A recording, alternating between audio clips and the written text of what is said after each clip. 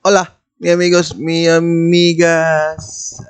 Mustamos mo diha, mustamos. Karon dire. So, karon kani video ta about isa ka indicator na mostly gamiton. Ginatawag ni siya na MACD or MACD.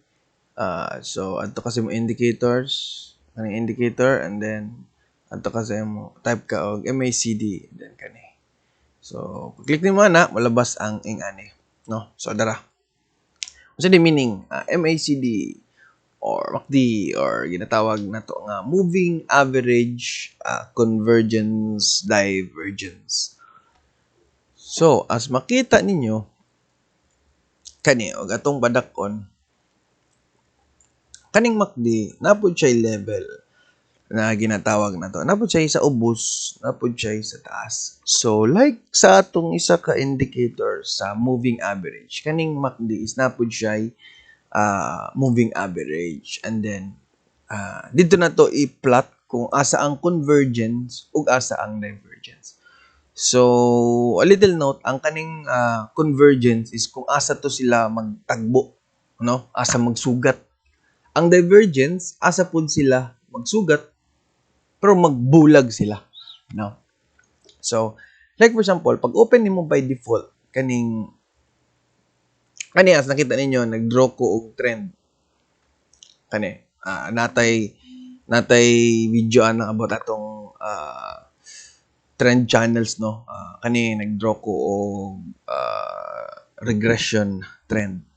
So para makabalo ko kung asa padulo ang ato ang price. So kani ug imong buton naon naapod ni same sa moving average na to. Kaning MACD napod siya ginatawag nga golden crosses and death crosses. So let's say pangitaon nato, no, kani. So badakan nato ana makakita ka og kani. So by default ingani ang color niya pag open nimo sa trading view. So na kay makita nga blue line, orange line, and this kaning mga bars or ginatawag nato nga histogram. So na green na ay red. So same as sa ato ang is na siya kuba point level of kung asa sila mag-separate, which is 0. So pag naka sa 0, it means ang level nimo is neutral. Naka sa ubos, that's negative or pababa, and then naka sa taas, that's positive or pataas. So kung gusto nimo tan-awon ng settings niya, i-hover nimo sa imong MACD and then settings. So nara. So natay fast length ug naatay slow length. So and then source na to is the close. So kani. So ang atuang blue line is our MACD. Ang atong signal line is kung asa to mo niya ang ato ang moving average na input, no? So mo ang 26 and then ang 12. So once gani ang fast length 12 mo cross over taas siya, mo cross siya taas sa atuang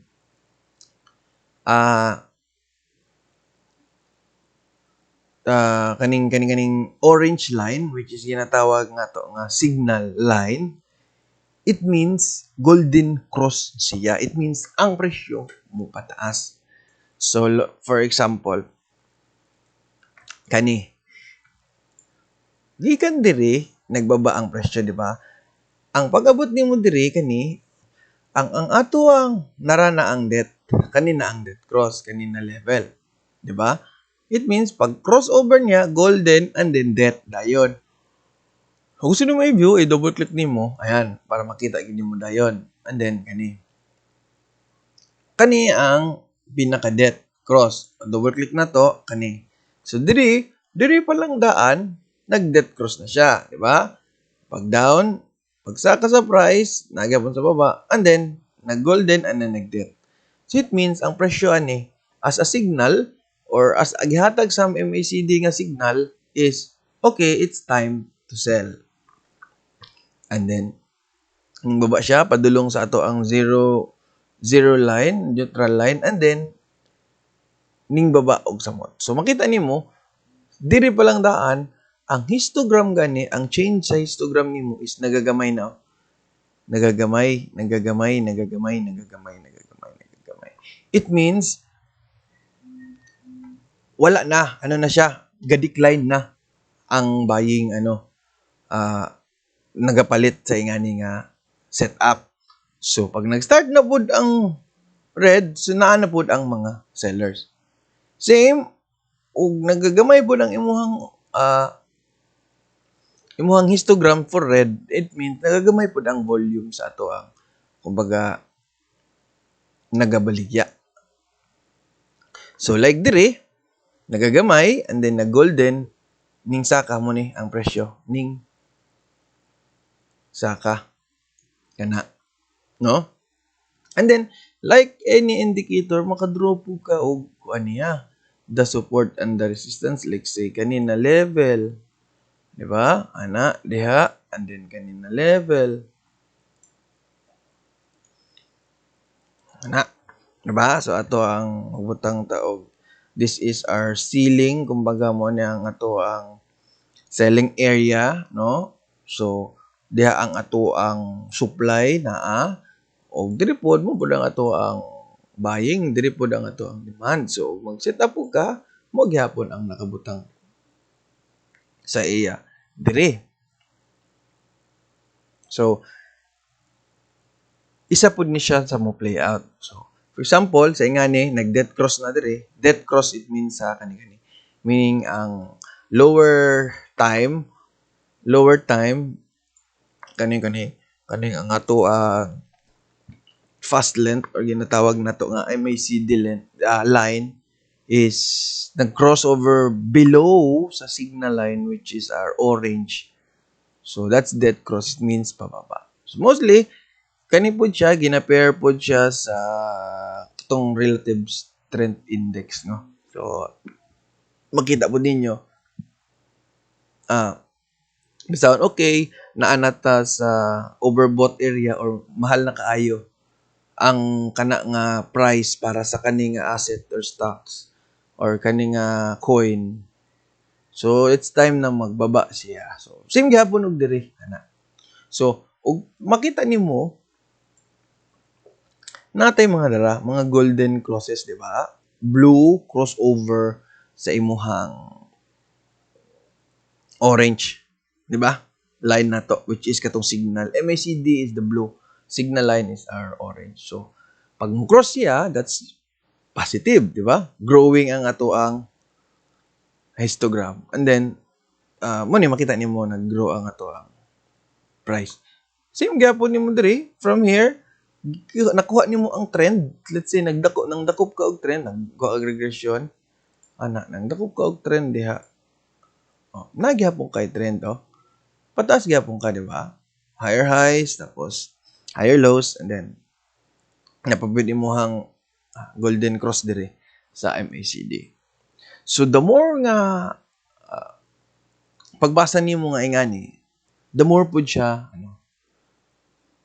na ma-confirm ang imuhang reading kung tama ba. So like sa ingani, ang imong zero line is pwede po di mo na siya mahimong support or resistance or your supply or demand. So gikan pag down, di ba? Pag golden cross niya, ning saka siya, and then this level, kana yun na level, kani. Ara, di ba? Nahimo nimong kana. So ning bounce siya and then ning drop, nakita nimo ning drop. So, nag-death cross na po. Golden, death. Diba? Pag golden, move upwards. Death. And then, ang baba, pinaka-low niya, is dili na siya low. So, napod na siya yung ginatawag na to nga bullish divergence o bearish divergence. Discuss lang nato na sa next video. Pero, as a default, pagbasa sa MACD is money siya. So, Same sa imuhang moving average na naagihapon tay golden cross and death cross. Diri pod naapod ni siya. With the help pod ni siya, nasa ato ang level na zero line, no? With the histogram na positive or the green and the negative uh, for the selling. So sa negative. So again, balik ko na ko MACD or moving average convergence divergence is an indicator nga maka-help sa imo og decide kung asa na ang market o asa na siya padulong based sa ihatag niya nga crossovers. So, one crossover is ginatawag na tong the golden cross. 'Di ba? The golden cross kani, golden. Ayan.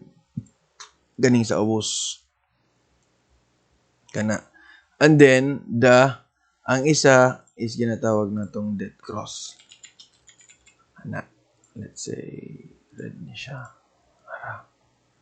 Kana. Sa kani. Itong mag-draw tao para makita na to. Ayan. Ayan. No. Awan niya hindi siya makita. Na. And then, na to. Ayan. Ang golden is dara. Kani. O, di ba? So, na siya. So, golden and the dead. Golden means buy.